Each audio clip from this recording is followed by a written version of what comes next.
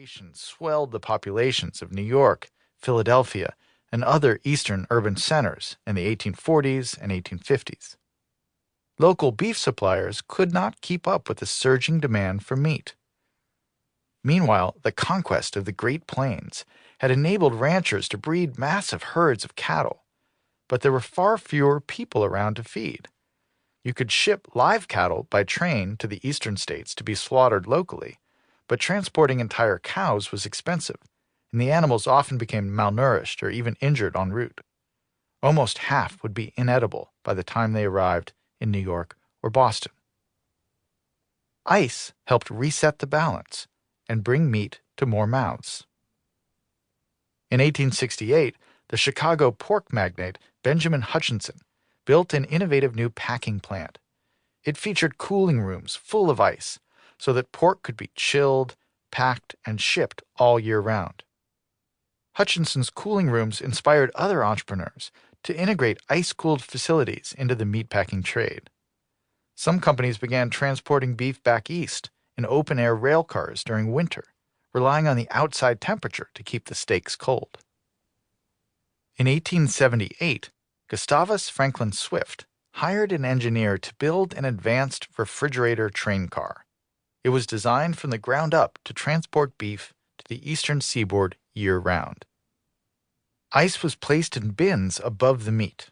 At stops along the train route, workers swapped in new blocks of ice from overhead without disturbing the meat below. Breakthroughs in railway refrigeration led to new possibilities for refrigerator ships. Chicago's meat business went global.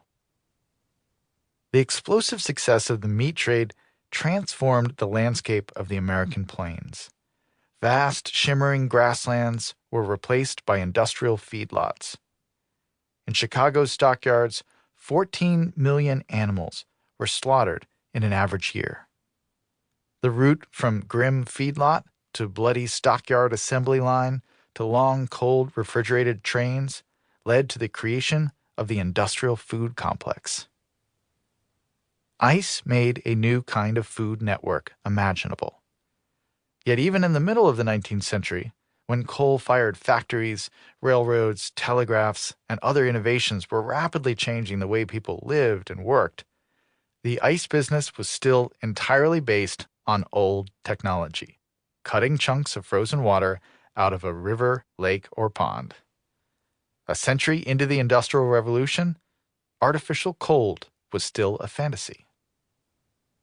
The commercial demand for ice, all those millions of dollars flowing upstream from the tropics to the ice barrens of New England, sent a signal out across the world that there was money to be made from cold, which inevitably sent some inventive minds off in search of the next logical step.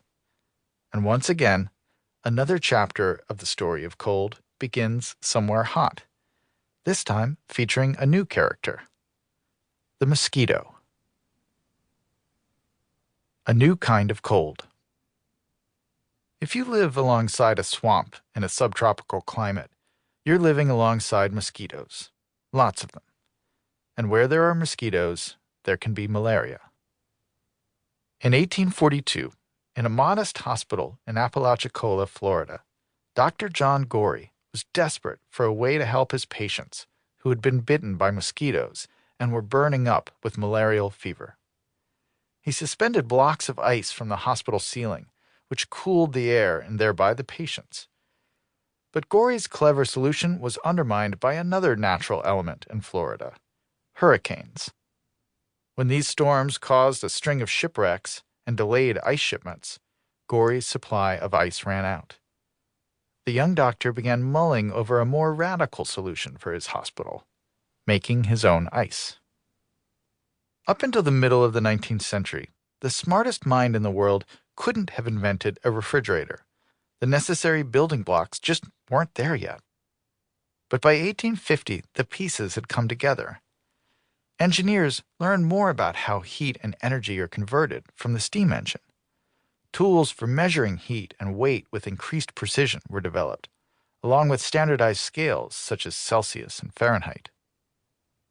This information was all available to Gorey, which helped him form the new connections needed to build of refrigeration machines.